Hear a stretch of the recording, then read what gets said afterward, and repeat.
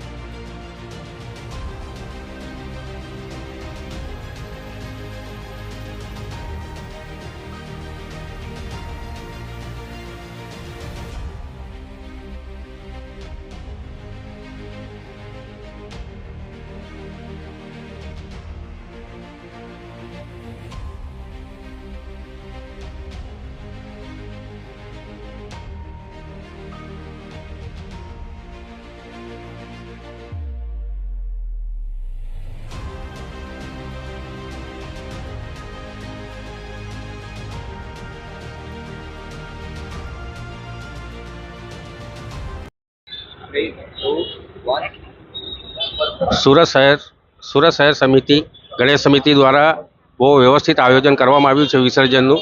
એના વિશે આજે એ લોકોના આયોજકથી આપણે વાત કરીએ કે કેવી રીતે આ લોકોએ આ વિસર્જનની વ્યવસ્થા કરી છે અને શું શું કર્યું છે એના વિશે આપણે થોડીક વાત કરીએ સાહેબ લોકો જોડે। જી સાહેબ નમસ્કાર। આપણે સુરત શહેર ગણેશ ઉત્સવ સમિતિ વાઇસ પ્રેસિડેન્ટ વિરલ ગુડીવાલા વાત કરું છું। જે વ્યવસ્થા જે છે એ દરેક ઓવારા પર અમારા સ્વયંસેવકો છે, તેમજ અમારા દરેક જગ્યાએ આવી રીતે મંડપ પણ લાગ્યા છે અને અમારા લગભગ 1000 થી 1500 સ્વયંસેવકો રસ્તા પર છે અને લોકોના મંડપ પર જઈને પણ લોકોને ગણપતિ કાઢવાની પ્રોસેસમાં ચાલુ છે। આજે સાહેબ કે વ્યવસ્થા જે અહીંયા કરવામાં આવી છે તો કેટલાક રૂટ પર તમે લોકોએ આ રાખેલું છે વ્યવસ્થા? આવા મોટા ગણપતિઓને કેવી રીતે રાખેલો છે અને નાના ગણપતિઓને ઓવારા ક્યાં રાખ્યું છે એના વિશે કોઈ માહિતી? મોટા ગણપતિ જે છે તે આપણે મગદલ્લા ઓવારો, ડુમ્મસ ઓવારો તેમજ હજીરા ઓવારા પર છે અને નાના જે ગણપતિ છે તે કૃત્રિમ તળાવમાં વ્યવસ્થા કરી છે।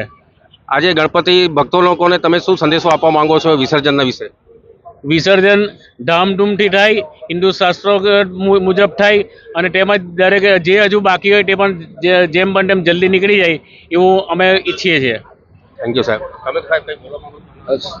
સુરત શહેરમાં વર્ષોથી આ ગણેશ ઉત્સવ એ સ્થાપના થાય છે ને આ વખતે વધારે ઉત્સવથી આ ગણેશ ઉત્સવની સ્થાપના થઈ છે અને સારી રીતે વિસર્જન થાય એવી અમારી શુભેચ્છા છે। સાહેબ હમણાં આપણે જોતા હતા કે દર વર્ષે બહુ અહીંયા ગરદી વધારે રહેતી હતી ને ટ્રાફિક જામ વધારે લાગતું હતું, પણ આ વખતે એકદમ ખુલ્લું દેખાય છે રસ્તો અને કયા વ્યવસ્થાથી તમે લોકો આ વ્યવસ્થા કરી છે? ખરેખર તો ગઈકાલે રાત્રે ખૂબ ભગવાનના ભક્તોએ ભીડ કરી પંડાળોમાં, એટલે રાત્રે મોડું પણ થયું હતું। એટલે અમે આયોજકોને ફોન કર્યા, એમણે એમ કીધું કે અમે અત્યારે તો થોડા આરામમાં છીએ કેમ કે આખી રાત જાગ્યા છીએ। જે દર્શનાર્થીઓ લોકોનો ધસારો હતો એ રીતે જોતાં એમને મોડું થયું છે, તો બપોર પછી વધારે ઝડપથી વિસર્જન થશે એવી અમારી પાસે પ્રાપ્ત માહિતી છે। આપ જોઈ શકો છો કે આ ડુમ્મસ ને અને બધી જગ્યાએ જે ઓવારા બીજો છે એમાં વ્યવસ્થા બહુ સારી રીતે કરી છે અને આ તમે જોવો છો રોડ એકદમ સુમસામ ખાલી દેખાય છે કેમ કે તમે આખો રોડ અહીંયા ખાલી દેખાય છે। પોલીસ બંદોબસ્ત એકદમ ફૂલ વ્યવસ્થા કરવામાં આવી છે અને લોકો પબ્લિકને બી કોઈ પરેશાની નહીં થાય એના માટે એ લોકોએ બહુ વ્યવસ્થા સારી રીતે કરી રાખી છે। ધન્યવાદ।